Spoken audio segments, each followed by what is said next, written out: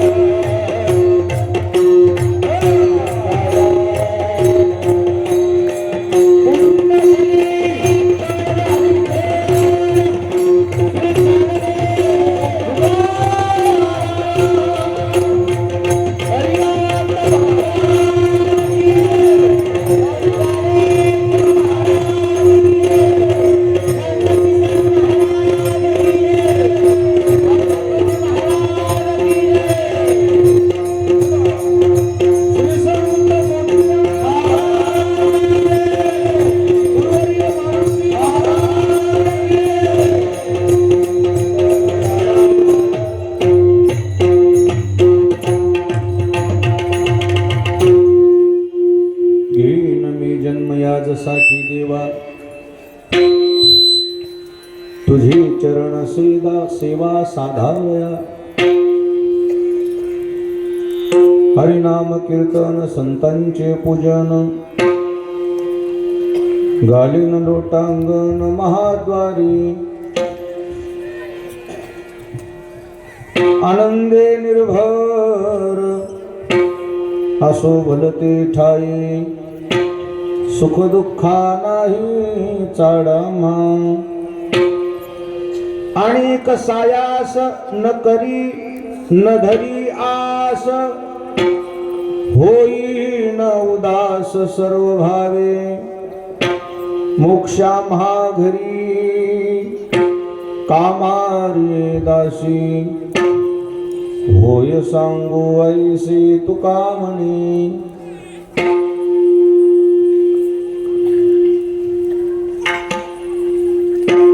समचरण सरोज सांद्रनीलांबुदाब जगन्निहितपाणि मंडनं मंडनानां तरुण तुलसीमाला कंदरं कंजनेत्रं सदय धवलहासं विठ्ठलं चिन्तयामि अलंकापुरी रम्य सिंहासनस्थं पदाम्भोजे तेजस्फुरिदिक्प्रदेशं विरेन्द्रादि देवै सदा स्तूयमानं समाधिस्थमृत्यु भजे ज्ञानदेव. महान संत किशनगिरी महाराज यांच्या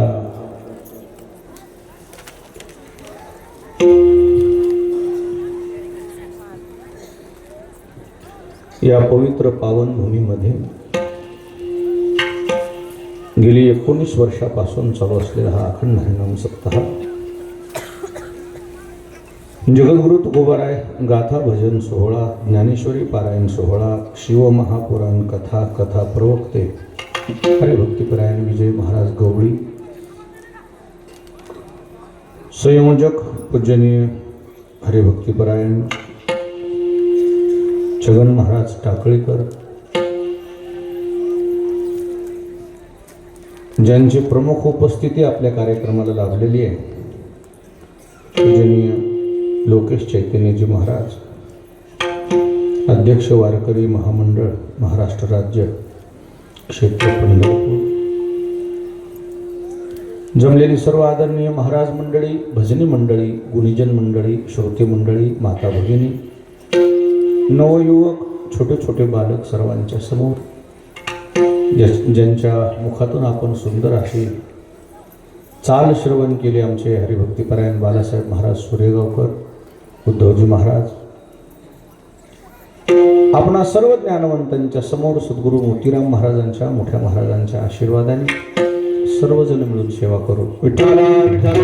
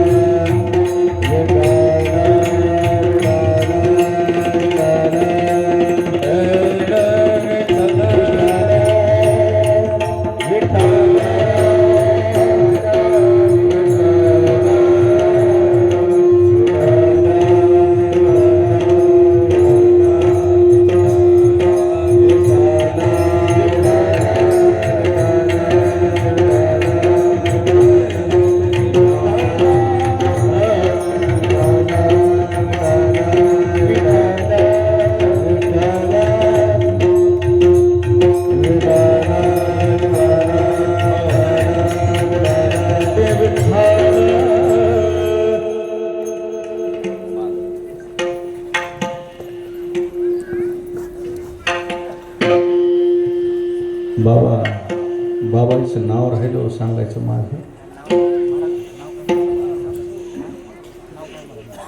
छगन बाबाचं सांगितलं हे आमचे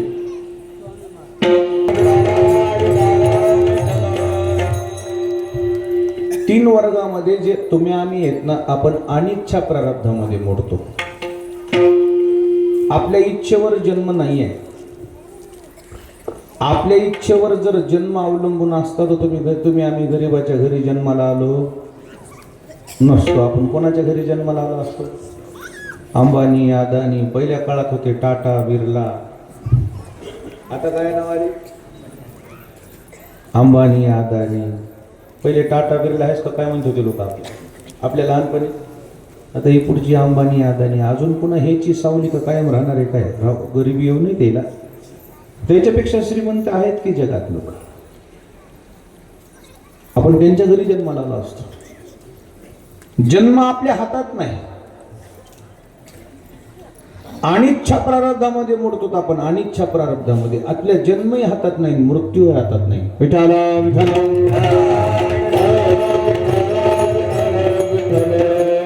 आणि दोन्ही जरी आपल्या हातात दिले असते ना, तेवढी जर आपल्याला देवानं सत्ता दिली असती तर आपण मरतच नव्हतो. काय करत नव्हतो, मेलेच नसतो आपण तर. का? माझ्या हातावर म्हणले असते, माझ्या मनावर. हा गे दादा,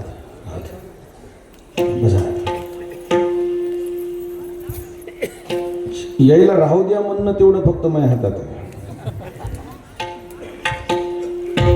तेवढी सत्ता येतं माझी. यायला राहू द्या म्हणू शकतो, काळाला म्हणणं म्हणा राहू द्या आता यंदा साल मला. अनिच्छा प्रारब्धामध्ये मोडतो आपण. जन्मही हातात नाही आणि मृत्यूही हातात नाही. आम्ही जरा दिवसभर आज डिस्टर्ब आहे. आता इथं सरपंचांनी म्हणल्यावर कोणाच्या घरी स्नान केलं? पोलीस पाटलाच्या आहेत. आता मी येऊन स्नान केलं. सकाळपासून स्नान नाही. आताच नाश्ताच इथं केला, जेवण न्याहारीच इथं केली. सकाळपासून आम्ही डिस्टर्ब आहे जरा. आपल्या जिल्ह्यामध्ये 3 भजने, 3 जण एकाच मोटरसायकलवर एकाच वेळेला वारले. मोठा अपघात झाला झरीबोरीला. झरीबोरी नाव ऐकलं ना? सकाळपासून आम्ही त्याच कामात आहेत. आता कपडे घातले तिथे, सुटरवरच दिवसभर मी स्वेटरच घातले. स्नानच नाही म्हणलं तर. संप्रदायावर फार मोठी शोककळा पसरली आणि म्हणून मी अभंग त्या दृष्टीनंच घेतलाय. बाबा घेईन मी जन्म. जे दिवसभर माझ्या डोळ्यासमोरचं चित्र आहे ना, आज एकाच सरणावर 3 जण जाळलेले आहेत. दिवसभर मी आज बेजार आहे कशामध्ये. विठाला विठाला. जन्मही हातात नाही आपल्या आणि मरणही हातात नाही. नको म्हणले तरी माणसाच्या जीवनामध्ये 2 सोहळे होतात सरपंच. मोबाईल चालू स्वर कमीच करा त्याची. देहाच्या विको वाढू नका ना. देहाच्या गावा आलिया जन्म मृत्यूच्या सोहळीया नाम नये धनंजया जिया परी. 2 सोहळे आहेत. एक जन्माचा सोहळा आणि दुसरा मृत्यूचा सोहळा. दोन्ही सोहळे आपल्याला कळत नाही. तुमचं बारसं तुम्हाला कळलं का सरपंच? तुमच्या बारशाला घातलेल्या घुगुऱ्यात तुम्ही खाल्ले होते की? आणि आपल्या तेरवीची बुंदी आपल्याला खाता येते? आपल्या तेरवीची बुंदी सोयरी खाते. आपल्याला घुगुऱ्या खाता येत नाहीत. आणि काय खाता येत नाही? बुंदी बुंदी नुकती तर म्हणत नसता. हा, बुंदी तर ओळखीत असेल. तुमच्याकडे हिंगोलीला काय नुकतीच. हिंगोली जिल्हा आहे, बाबाचा हिंगोलीच. आपल्याला बारसही कळत नाही आणि आपल्याला तेरसही कळत नाही. आपलं बारसं झालंय याचा अर्थ आपलं काय होणार आहे? नको म्हणलं तरी होणार आहे. 9 भी मर गए 10 भी मर गए सहस्त्रांशी, मर गए सहस्त्रांशी.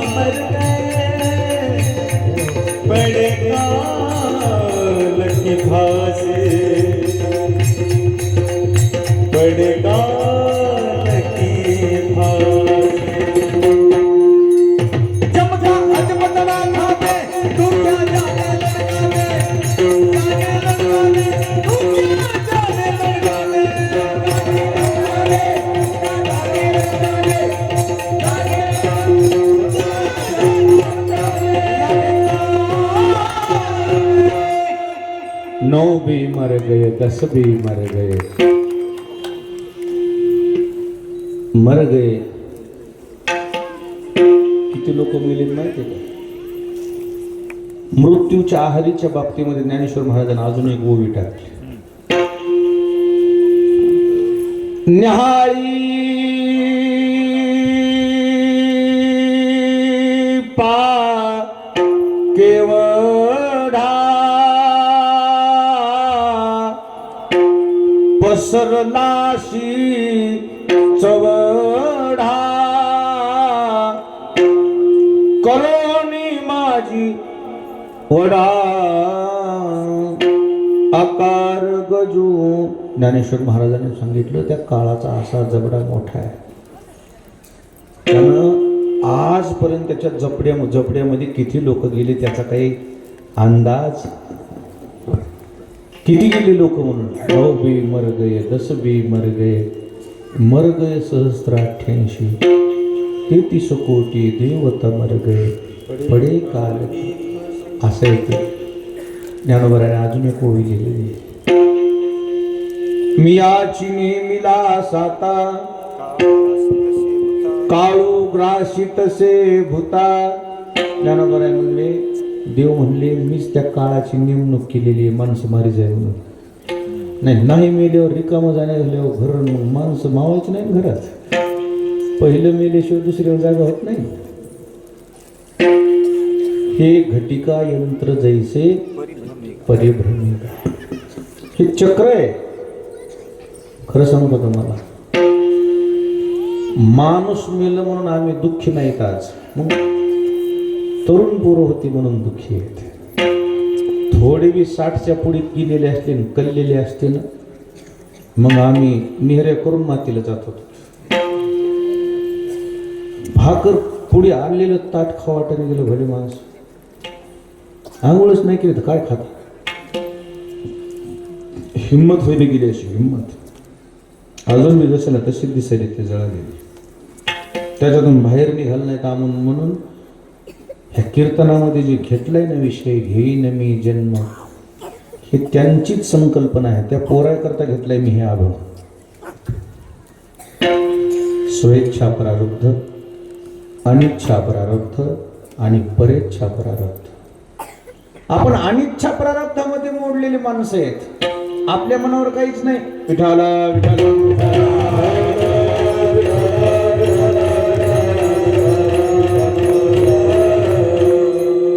जन्मही हातात नाही आणि मृत्यूही हातात नाही. जास्त काय सांगा. या मृत्यूनं मोठ्या जिम्मेदार माणसाला जिम्मेदारीवरून काढून गेले भले माणसं. या मृत्यूला कोण चुकलाय. एक जणाचा मृत्यू सर्पदंशन होता. सर्पदंशन कशाने मृत्यू होता. सर्पदंश साप चावणार. 8 दिवसांना आधी कळालं तर तुला काय चावणार आहे. म्हणजे मग मी 8 दिवसात राहणार जातच नाही. सर्प गावात राहतात का राहणार. शेताला राहते साप. घराने काय बंगल्याने सर्प असतात. त्यातली त्यात त्यांना बंगला बांधला काचाचा. कशाचा बंगला बांधला. आता येते का मग हवा यायला बंदी हे म्हणले ह्या काचाच्या बंगल्यात राहतो ये म्हणावं सर्पाला. कशा तरी बाहेरून 10-20 माणसं काट्या कुराडी घेऊन थांबली होती आणि मध्ये बी एक माणूस असं बंदूक घेऊन थांबलं समजा न जाणून. 8 दिवस असं वार जरी असलं तर तपासून मध्ये जावं अशी तयारी होती. असा काचाचा महाल बांधलेला. बोरं आली होती. बोरं काय आली होती. खारकी बोरं होती. खारकी आंबटखट बोरं नाही. कोणती बोरं अशी खारकी बोरं. म्हातारी हिंडू लागली बोरं घ्या बोरं. खारकी बोरं म्हणून हिंडू लागली. पहिले किड्यानं बोरं लई चांगली भेटत होती. चार बोरं इकडे भेटत होती का डोंगरायला अशी. चार बोरं अशी गाबुळी बोरं तर लई चांगली राहतात. खारके बोरं डोंगरामध्ये हे लई मेवा असते. बिब्बी नाही बिबिवाची फुलं त्याला बिबिच म्हणायचे. बिबी म्हणू का. बिबी म्हणले वाटलं मला. बिबीच म्हणते त्याला, हे बिबी म्हणते. लय भेटते ते असे असे करवंद. तुमच्या इथे आहेत का करवंद? चार बोर का आहे की कसले माणूस असले ना, शुगर जरी असलं तर एक खाऊन बघा वाटते. किती खाऊ वाटते. राजाला त्या बाईचा आवाज आला, बोर घ्या बोर बोर. ए पोरं म्हणले, बाई कोण आली कर भाई, काय काय विकायली ना? म्हणले साहेब बोर विकायली. अरे म्हणलं बोर लय आवडत होत मला. कशाला कुटाणा म्हणले, तिचं टोपलंच घ्या ना म्हणले सगळं, तिला इकडे आणायचंच नाही. तिचं टोपलंच घेतलं. बाई केवढ्याला आहे म्हणले 10 रुपये. दिले 10 रुपये. आणलं टोपलं पुढे ठेवा म्हणला, माझं खाणं झाल्याशिवाय कोणी खाऊ नका, मला बोर लई पसंत आहेत म्हणले. आपण कुठे होतं बोर खाले म्हणतात. 2-4 बोरं खाल्ले की चौथं बोर किडकं लागलं. काय बाहेर म्हणजे किडकं बोर आणलं, थूक म्हणून असं थुकलं किडकं बोरून, बोर अर्ध राहिलेलं खाली फेकलं की त्याच्यात आळी निघाली. आळीचाच भोजन तयार झाला. काय तयार झाला? आळीचाच भोजन तयार झाला. बाहेरून जनावर येईल म्हणून माणसं बाहेर काठ्या कुराडी घेऊन बाहेर होती. आता मध्ये कोण याला काय खायले, काय बोर खातो. सर्पानं दंश केला, गत प्राण झाला. अपने खातिर महल बनाया,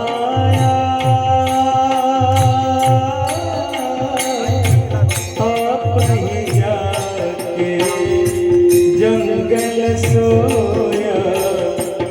इस तन धन की कौन बनाए, देखत नहीं नाम मट्टी मिला.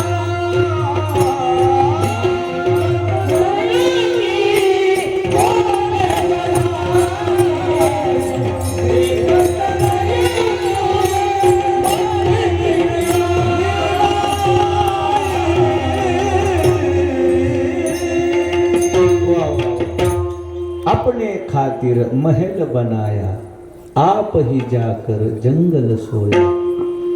इस तन धन की कोण बढाई.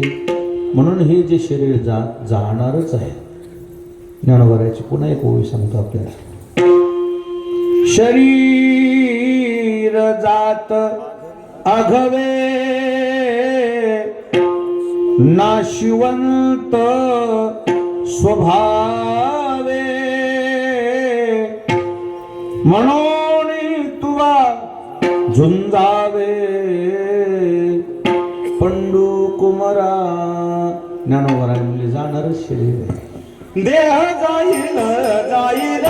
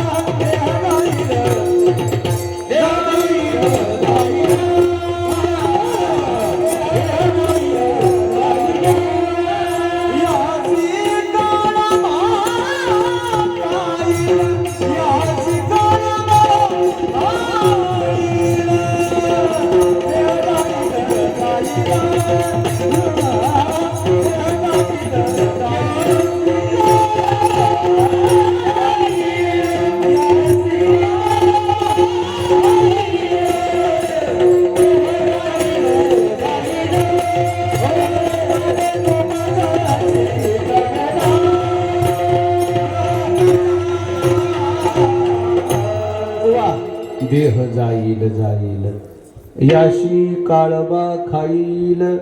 काळाचं खाद्य. मृत्यू आपल्या हातात नाही एवढं मला बोलायचं. 3 भूमिका आपल्या समोर मी मांडणार आहे. अनिच्छा प्रारब्ध, परेच्छा प्रारब्ध आणि स्वइच्छा प्रारब्ध. आता जे आपलं चालू आहे बोलणं ते अनिच्छा प्रारब्धामध्ये बोलणं चालू. इच्छेच्या विरुद्ध जगणे त्याचं नाव मनुष्यजन्म.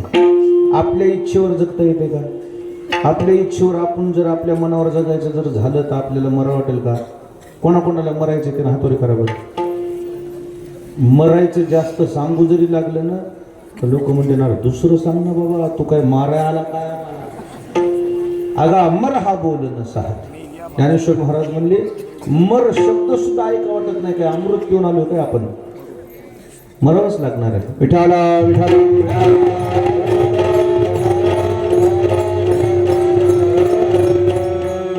इथं मरणाच्या बाबतीमध्ये एक गोष्ट बोलू का तुम्हाला? तैसे थोरी वेचे मान पाहे पा, जो सृष्टी बीजाचा साठोपा, तोही पुनरावृत्तीची मापा, शिग झाला. ब्रह्मदेवाला हिरण्यकश्यपूनं एक वरदान मागितलं होतं. देवा म्हणला मला असं करा, माझं मरण टाळा. काय टाळा?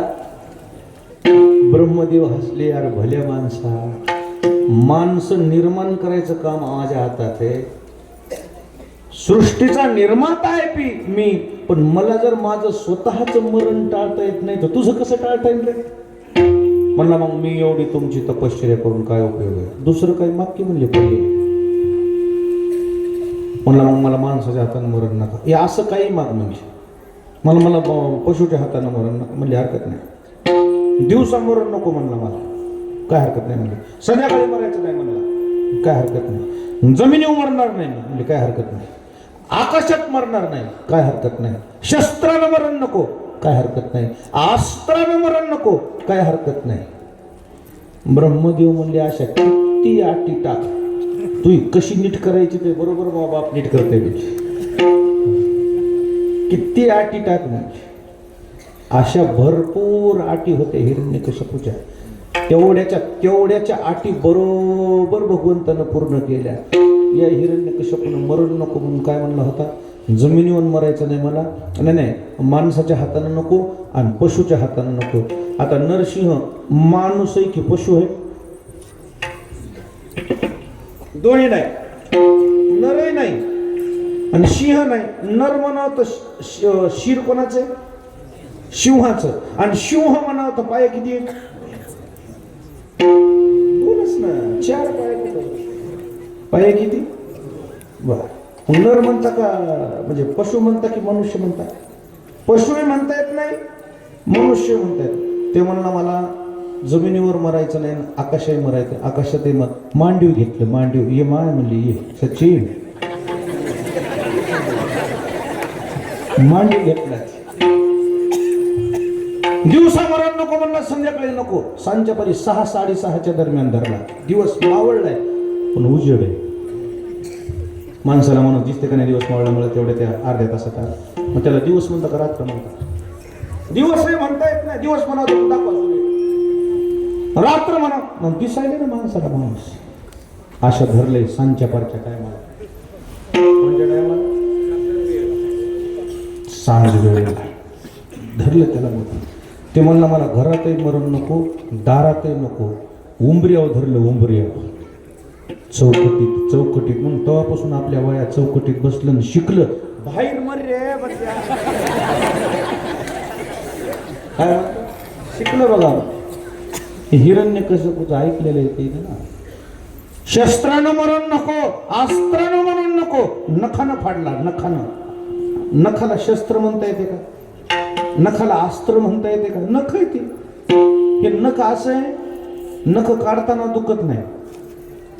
नख काढताना दुखतंय का? मग जिवंत आहे का मेलेले? जे उपटू द्या बरं. नख जिवंत नाही, आग होती का नाही नख आल्या, दुखत नाही. असं शस्त्र नाही आणि अस्त्र नाही. पहिले की नाही हे जे 10 वर्षाखालचे नवरदेव आहेत ना, लय नंबरी होते. लग्नाच्या आधी 5-6 महिने हे नख वाढीत होते.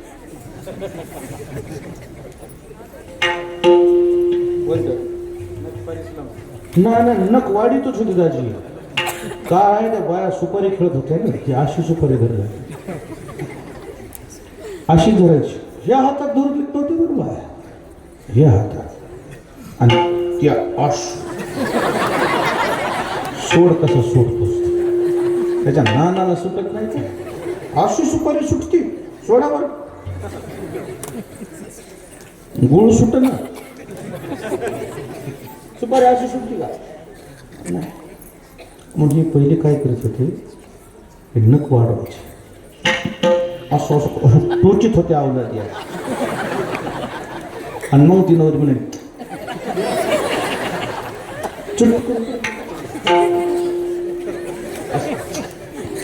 काय झालं सुटली नाही मला टोचलं इमानदारी नाही कसं केलं त्यानं रक्त निघालं मग म्हणाले स्वारी ते म्हणले तू एकदा किती दम याचा सगळं आणि मग ते काय हे असं जे असते ना ते टोचलं की असं सुटतंय ते आता सुपारी खेळाली पण आधीच बोललेले एकूण एकाला मोबाईलमध्ये आधीच 5 मिनिटात सोडले नीट करते तुम्हाला जळगाम घ्या हे नख शस्त्रही नाही नास्त्रही नाही नखालाच मार मग असलेले माणसं म्हणतील हिरण्यकश्यपूने एवढं 1,00,000 वर्ष तप केलं ब्रह्मदेवाने त्याला अमर करू नये कारण ब्रह्मदेवाचं मर काय तर त्याला काय देणार आहे हेरते पाम जीवती हेरते पाम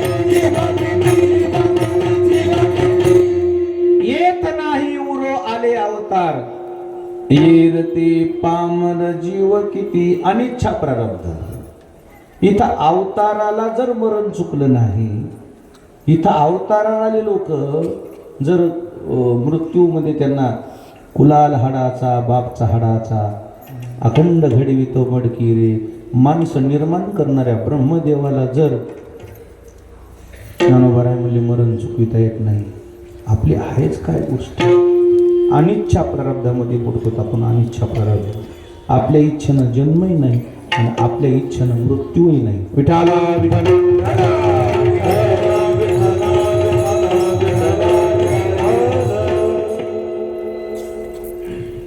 अजून एक महाराजाचं प्रमाण ब्रह्मादिका पार नुलंघवे सामर्थ्य ब्रह्मादिका पार नुलंघवे सामर्थ्य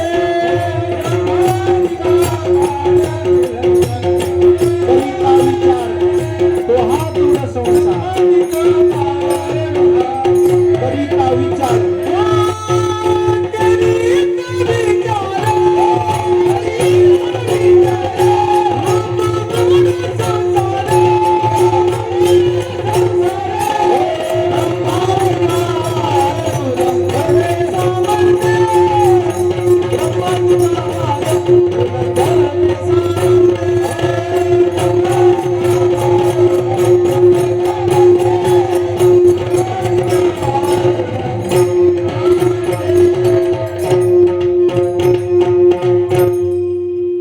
करिता विचार तो हा दृढ संसार ब्रह्मादिका पार नुलंघवे सामर्थ्य इथं मृत्यूच्या बाबतीमध्ये सगळे असमर्थ आहेत असमर्थ ज्ञानोबरायची किती भाषा सांगू तुम्हाला जे काळ कुटाचे सहोदर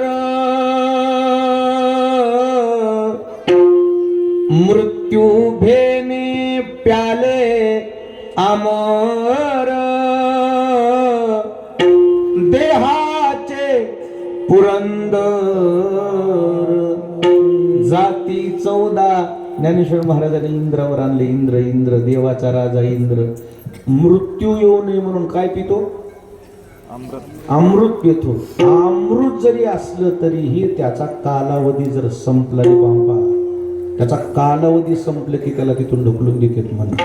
तुका म्हणे जाती वनचया धोगती, वनचया धोगती, वनचया धोगती.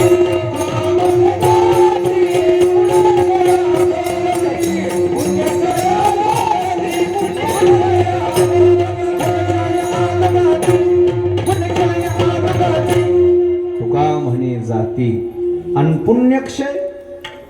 आचारसंहिता लागली, पदाचा कालावधी संपला ना आचारसंहिता लागल्यावर सरकारी वाहनं वापरता येतील.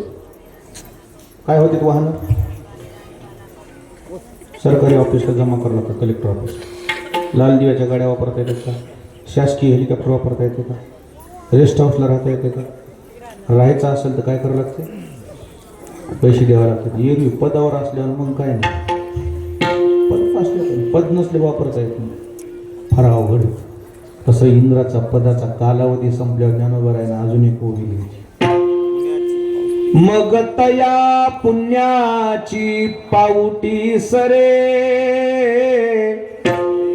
सवेची इंद्रपणाची उटी उतरे. येऊ लागती माघारे, मृत्यू लोका. एकदा का कालावधी संपला की ढकलून देतात म्हणा. मग काय किड्या मुंगीचा जन्म. एक इंद्र मुंगळा घालता म्हणा. वर्ण बेकार असं काय झाला. मग एक असे स्वामी सारखे महाराज बसले होते. मुंगळी जाऊ लागली. मुंगळी मुंबईला 2 ताळी सिटी बस आहे माहिती आहे का सरपंच तुम्हाला? मुंबईला किती ताळी? 2 ताळी सिटी बस आहे. काहीतरी म्हणतात तिला, काय नाव आहे त्याला? बेस्ट बस. बेस्ट बेस्ट म्हणजे चांगली. किती ताळी? 2 ताळी. त्या 2 ताळी सिटी बस कशी असती तशी ते मुंगळ्याची लाईन जावं लागली. एक मुंगळा असा 2 ताळी होता. 2 ताळी कसा होता मुंगळा? 2 ताळी समजलं का नाही का? एक मुंगळा दुसऱ्या मुंगळ्याच्या पाठू बसलो होता. असं कसं बसलो? स्वामी सारखे महाराज त्या मुंगळ्याकडे बसून बघून हसू लागले. शिष्य म्हणले, स्वामीजी तुम्ही कधी हसत नाही तर या मुंगळ्याकडे बघून काहून हसायचे? म्हणले ते मुंगळे बघा ना. म्हणले हो महाराज, बाकीचे मुंगळे शिंगले तर हे डबल कसं आहे? म्हणले ते मागल्या जन्मातला इंद्र आहे. ते तिथं ऐरावत हत्तीवर बसायची सवय लागली, इथं सालं मुंगळा झाले तरी पायानं चालायला. म्हणले कशावर बसले? मुंगळ्यावर बसले. म्हणजे आदतशे मजबूर. काय कशावर मजबूर आहे? मग इंद्र कशावर बसायची सवय लागली? हत्तीवर बसायची सवय लागले. नालायक मुंगळा झालाय म्हणले, पण पायानं चलन. कोणावर बसले? मुंगळ्यावर बसले. अशा पदाच्या आहारी गेलेल्या माणसाला इतकं पद प्रिय असते, जीवाचं रान करते, पण ते पद पाहिजे म्हणते.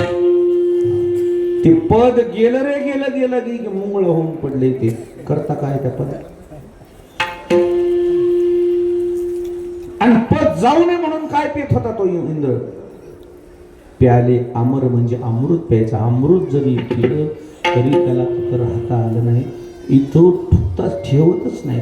तिथं एका पदावर राहताच येत नाही. तिथून ढकलून देतात. पुण्य संपले खाली मृत्यू लोकात येऊन जन्म घ्यावा. आणि हे जन्म हे आजपर्यंत जर ब्रह्मदेवाला चुकत नसेल, इंद्राला चुकत नसेल, ऋषीमुनीला चुकत नसेल, कोणालाच जन्म चुकला नाही. 200 वर्षाच्या कीर्तनात कोणी हात कीर्तनात बसलेला आहे का? 150-200 वर्षाचा माणूस. त्याला हातवरी करा बरं, मला पाया पडायला यायचे. मरण कोणाही न चुके, मरण कोणाही न चुके, न राहती ब्रह्मादिके, न राहती ब्रह्मादिके. इथं मरण ब्रह्मादिकाला जर चुकत नाही तर आपली कथा काय मला सांगा. अनिच्छा प्रारब्धाबद्दल बोलतोय मी. आपल्या इच्छेनं जन्मही नाही आणि आपल्या इच्छेनं आणि इच्छेनं जन्म असता तर कुठं जन्माला आला असतात तुम्ही? कोणाच्या घरी? कावीला आला असतात, पण तूर जोडायची आठवत नाही. कशात? तसल्या घरी जन्माला आला असतं. बरं झालं देवानं तुम्हाला जन्म तसल्या घरी दिला. जन्म हातात नाही, मृत्यू हातात नाही. मृत्यू जर आपल्याला दिला असता हातात तर आपण मृत्यू चुकवायचा प्रयत्न केला असता. देवाची सेवा करणारा गरुड, त्याला माहीत होतं मरण चुकत नाही, पण तरी त्याला वाटायचं माझी आई मरू नये. काय होऊ नये? माझी आई मरू नये. थकलेली बरं 99 वर्षाची, 99, तरी त्याला वाटलं मै आई. अरे तुझी आई आहे पण आता मराई टेकली ना. एक दिवशी आलाच बुवा यम. सगळे सोयरे धैर्य त्या म्हातारीला भेटायला यायची. अंथरुणावरून उठून बसता येत नव्हतं तिला. चंद्रन, सूर्यन, आमकन, तमकन, इंद्रन, वायुदेवन हे एके दिवशी यमच आला. बाकीचे चहा पाणी करून गेले पण यम काही चहा प्यायला आलाच नाही. बाहेरून हाक मारायली बरं म्हातारे. वागा कोण आहे मध्ये? मध्ये म्हणला म्हातारे मी मध्ये येत नसतोय, आणि मी मध्ये आल्यावर बाहेर काढल्याशिवाय राहत. तुला बाहेरच काढायला आलतो पण काय करू, तुझं मरणच इथं नाही. गदगद यम हसला आणि परत गेलो.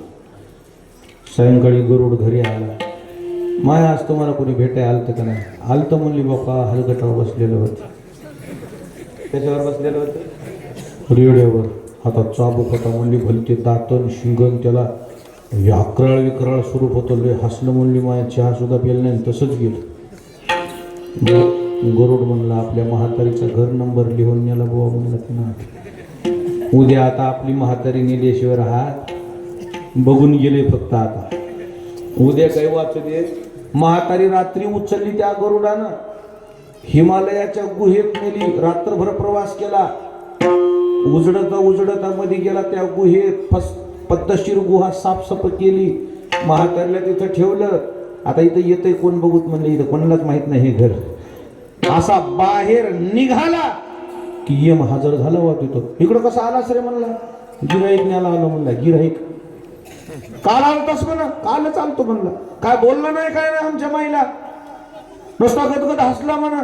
हसायसारखंच होतं ना म्हणला गरुड साहेब. तुमच्या म्हातारीचं मरण होतं हिमालयाच्या गुहेत. तिला आथुरना उठून बसता येईना. ही रातोरात तिकडं कशी जाईल बुवा म्हणला. तुमचा उपकार झाला. ती इथवर आणली आणि चला सारखा बाजूला. विठाला विठाला. गरुडाच्या समोर त्याची आई नेली. अनिच्छा प्रारब्ध. इच्छेवर जन्मही नाही, इच्छेवर मरणही नाही. अनिच्छा प्रारब्धामध्ये मोडतो. जसं ठरवलं तसं होते का मला सांगा? नाहीच होत. विठाला विठाला.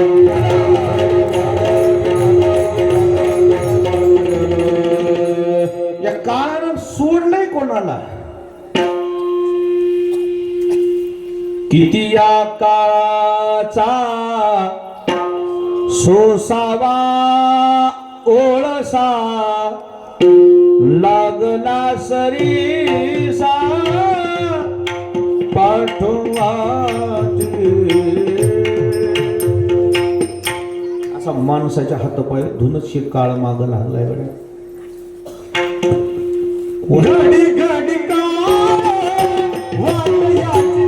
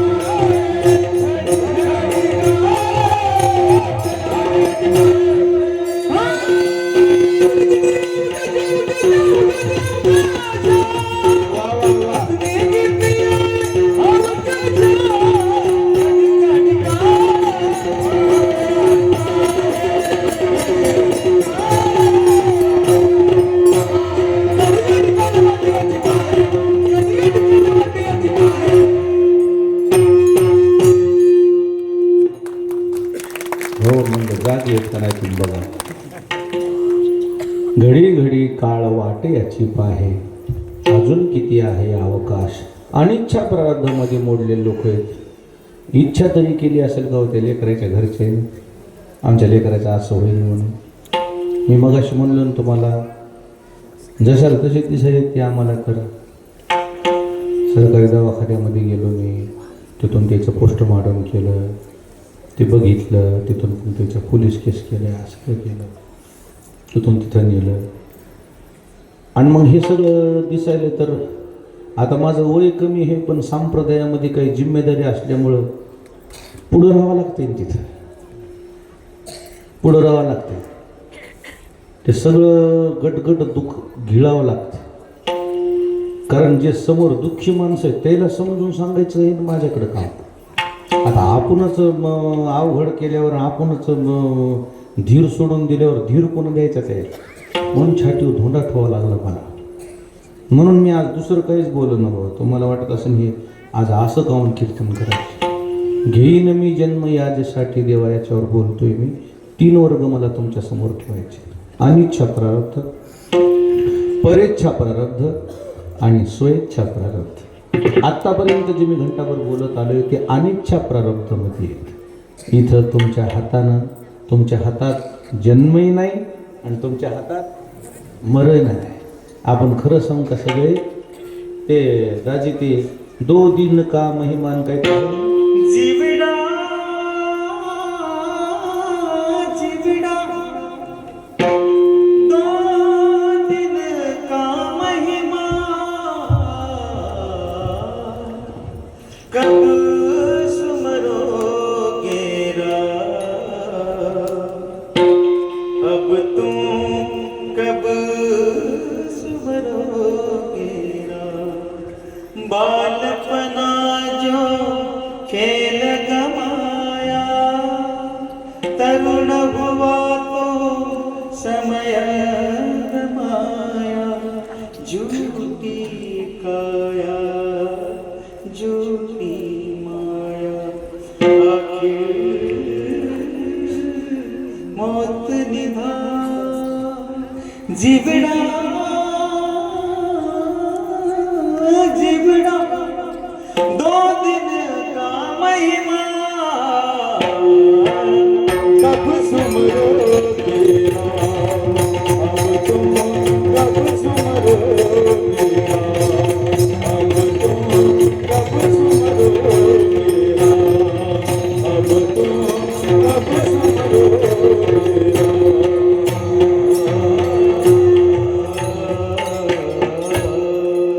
सरस्वतीची कृपा आहे. सरस्वतीची कृपा आहे सरपंच. तिथून मी इकडे आणले त्याला. ती पॅन्ट घालून आली, तुम्हाला वाटलं अरे काय कपड्याला महत्व नाही रे, लय कपडे घालून आलेत मात्र लय लपडे. येथ नाही वेश सरते आडनाव, निवडे घाव डाव व्हावा. कपड्याला महत्व नाही, गेम ओरिजिनल पाहिजे, काम ओरिजिनल पाहिजे. काम लयच युनिफॉर्म चांगला घातलाय आणि पहिल्या बॉलला बोल्ड झालाय, पॅड घातलेली त्या गुडघ्याला लागू नये म्हणून, आणि हेल्मेट घातलेलं पहिल्याच बॉलला बोल्ड. मॅच विनर आहे, मॅच विनर. काय शब्द आहे ते, मला तर ते आता म्हणता बी येईल. काय शब्द आहे, किती दिवसाचा आहे? 2 दिन का महिमा. किती दिवसाचा आहे? आयुष्य जात पल पल तुझला कैसे कळेना, कैसे कळेना. 2 दिवसाचा तनु आला की रे पाहुणा, 64 घडिया माझी रात्र गेली समजेना, रात्र गेली समजेना. बालपण गेले नेनता, तारुण्य दशे विषय व्यथा, वृद्धपणी प्रवर्तले चिंता, मरे मागुता जन्म घेणे. याचं ट्रान्सलेशन आहे तुम्ही म्हणलेलं, त्याचं भाषांतर आहे. मनुष्य जन्म पराधीन आहे पुत्र मानवाचा, जगी दोष ना कुणाचा. पराधीन आहे माणूस. आज माणूस म्हणून जन्माला आलोय. आजचा दिवस खरा समजून परमार्थ करायचा. उद्याच कोण बघितले, विठाला विठाला. म्हणून अनिच्छा प्रारब्ध मी आतापर्यंत तुम्हाला बोलले. दुसऱ्या वर्गावर येतो परेच्छा प्रारब्ध. परेच्छा प्रारब्ध म्हणजे काय? स्वतःच्या इच्छेने येताच येत नाही. भक्तानं बोलली तरच येता येते, जवळ असून सुद्धा येता येत नाही. कुठे गुंतला अशी द्वारकेच्या द्रौपदीनं हाक मारेपर्यंत काय देवाला झोपा लागल्या होत्या काय? कळू नये का आपल्या बहिणीचं काय चाललंय काय नाही? तुमच्या मनात ते देवाला दिसत नव्हतं? न सांगता तुम्हा कळू येते. सगळं कळत असून सुद्धा येता येणं ना. कोणा हाक मारणं गरजेची होती? द्रौपदीनं हाक मारणं गरजेची. हाक मारल्यावर मग किती लवकर आला मग देव? किती लवकर आला सांगू का तुम्हाला? हा कहे लक्ष्मी म्हणजे ताटावर बसलेला परमात्मा ताट वलांडून तिथं इतका लवकर आला, इतका लवकर आला. अजून एक गोष्ट इतकी गोड सांगतो तुम्हाला. किती लवकर आला सांगू का? क्षणार्धात आला. अजून एक गोष्ट सांगू का? इतका वेळ बी लागत नव्हता जितका लागलाय तितका. का? हीच चुकलंय.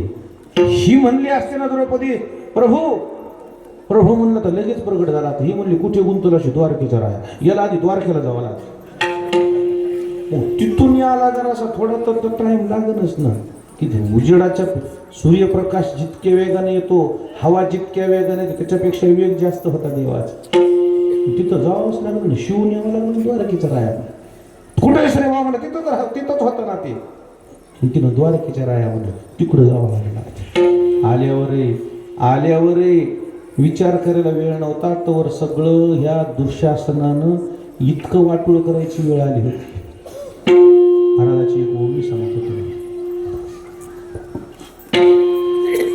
हाती देता वस्त्र घडी माझी द्रौपदी दिसेल उघडी. या लागी लवड सवडी नेसती लुगडी स्वयं झाला.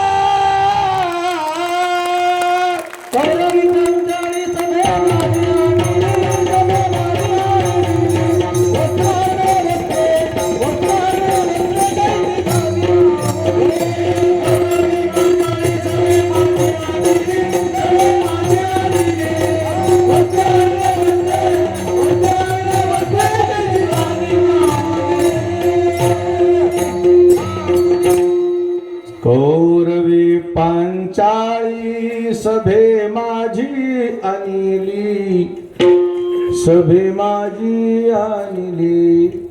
वस्त्र हरणे वस्त्रे कैसी झाली माऊली.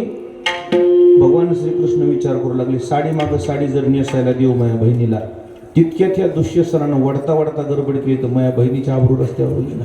मग वस्त्रच आपण झाला, देवच साडी झाला.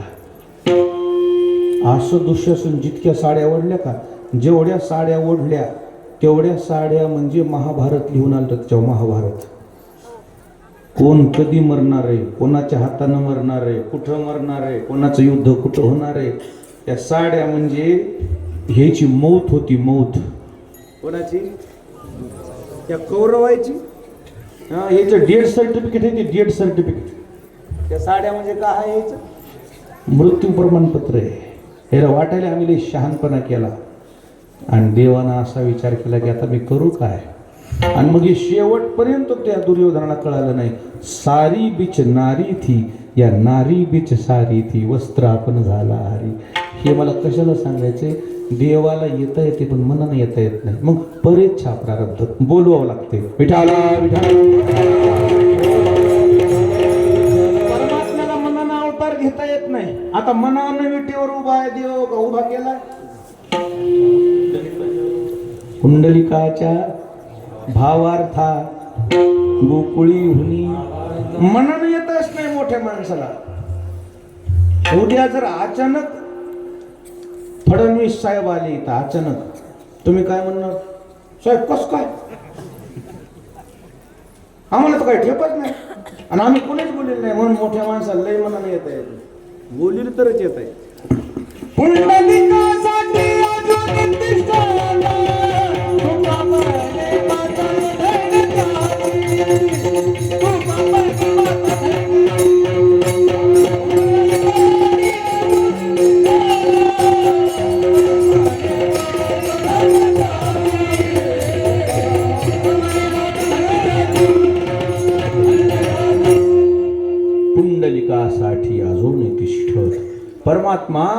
पुंडलिकरायाच्या सांगण्यावरून उभा आहे. म्हणजे परेच्छा प्रारब्ध अगोदरचं सांगितलेलं कोणचं?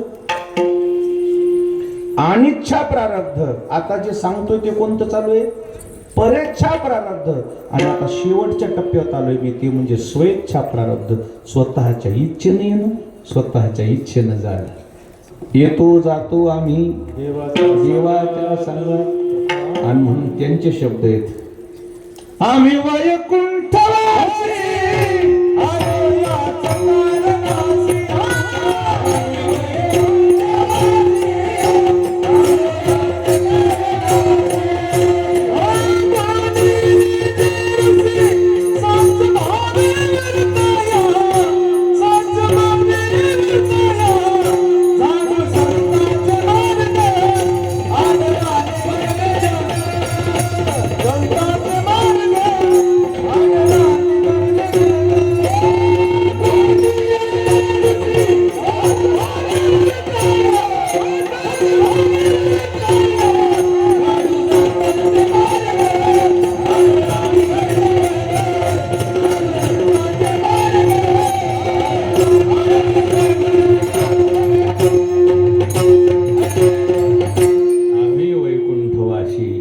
आलो शब्द कसा आहे? आलो म्हणे तुका मी नामाचा धारक. आलोय म्हणले आम्ही. उद्धराया आले दिन उद्धराया आले दिन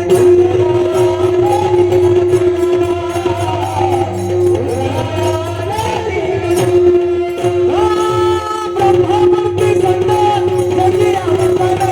उद्धराया आले शिवजना उद्धराया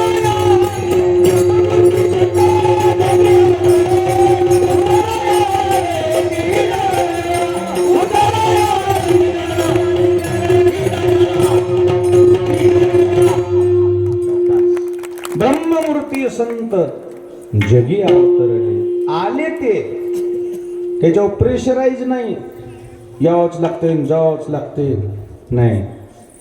आमच्या मनावर आहे यायचं की नाही. अजून पुढे जाऊन बोल, जायचं की नाही. जायचं म्हणजे कुठं? घरला म्हणे ना मी. मग देह ठेवायचा की नाही. आपल्या मोतीराम महाराजांनी ब्राह्मणाला बोलवलं होतं. ब्राह्मणाला, स्वामीजी पंचांग बघा बरं म्हणले. ते बाप्पा म्हणजे कशाचं? मला देह ठेवायचा आहे म्हणजे. कधी ठेवायचा आहे? आत्ता तयारी आहे म्हणले माझी. मुहूर्त कधी? 8 दिवसानंतर मुहूर्त चांगलं आहे म्हणले मोतीराम महाराज. मोतीराम महाराज म्हणले मग मी 8 दिवसानंतर जातो, मला आज काय गडबड आहे? आत्ता म्हणलं तर आत्ता तयारी आहे. महाराज म्हणले 8 दिवसाच्या नंतर मुहूर्त चांगले. ठीक आहे म्हणले. ठाकूरबाचं कीर्तन ठेवलं. 3:15 3:30चं मुहूर्त होतं. 3:15ला कीर्तन सोडून दिलं ठाकूरबानं. अर्धा 15 मिनटं वेळ राहिला. आपले महाराज होते, मोठे महाराज टाळ घेऊन. अरे म्हणजे 3:30 वाजले? नाही म्हणले, अजून 15 मिनटं बाकी. म्हणले बा हरिपाठ घ्या. हरिपाठ झाला. ज्ञानदेवा प्रमाण समाधी संजीवन म्हणले की आता पोरं म्हणले खाली घ्या. मला खाली घ्या म्हणून मान टाकून दिले. जाणे हातात, जाणे हातात. मोठ्या महाराजांना पंढरपूरला देह ठेवला ना. 1 महिना अगोदर ठरविल तर पंढरपुरात गेल्यावर जायचं. नाही तर माझा काय संबंध आहे पंढरपूरला जायचा? मला सोबत जे नेलं होतं ना महाराजांनी, ही जिम्मेदारी देण्यामुळेच नेलं होतं ना. मी तरी 3दा म्हणलो होतो मला नको बाबा म्हणलं, लय गर्दी आहे तिथे. चल म्हणले. माझं काय काम आहे तिथं गेल्यावर सांगतो. इथं कुठं सांगितलं? मी म्हणलं माझं काय काम आहे तुमच्या सोबत? ड्रायव्हर आहे, घरची एक ड्रायव्हर आहे, 2 ड्रायव्हर, मला कशाला समजून येतात? लई शाना झाला असता म्हणले. मी गप्पच बसले. लय बोलाय जमत नव्हतं. एवढं डोळे होते. डोळ्याकडे तर बघायची हिंमतच होत नव्हती. खाली बघूनच बोलावं लागत होतं. त्याला म्हणले गपचूप. आणि सोबतच्या माणसाला म्हणले ह्याला घे, आपल्या कामाचं हे. मला पंढरपुरात गेल्या देह ठेवायचा म्हणले. अशा शुकत वागायचे. एकादशीला सांगितलं म्हणले. एकादशीला 10,000 लोकांमध्ये महाराज म्हणले हे आमचा नातू आहे म्हणले. उद्यापासून हे कीर्तन करीन. आता माझं हे शेवटचं कीर्तन आहे म्हणले. 12दशीला तर देह ठेवला महाराज. नाही तर तुम्ही कावीवाले मला घेत होती होय. ह्या लोकांच्या ह्याच्या यादीत बसतच नाही ना मी. मला हरिपाठ येत नाही. इतकं ज्ञान नाहीच आपल्याला, तरी घेतलंय कशाचं? परंपरा बघून घेतलंय तुम्ही मला. काय बघून घेतलंय माझं? गुरु बघून घेतलंय मला. स्वेच्छा प्रारब्ध. महाराजांनी पंढरपुरात देह ठेवला, एकादशीला सांगितलंय ना मला देह ठेवायचंय म्हणून. 10,000 लोकांच्या समोर सांगितलंय. द्वादशीला द्वादश सोडून आमचे वडील महागारी परतले गावाकडे. दादा येतो म्हणजे ते महाराजाला दादा म्हणतात, जाऊ नको म्हणजे. आमचा बाप ऐकलंच नाही.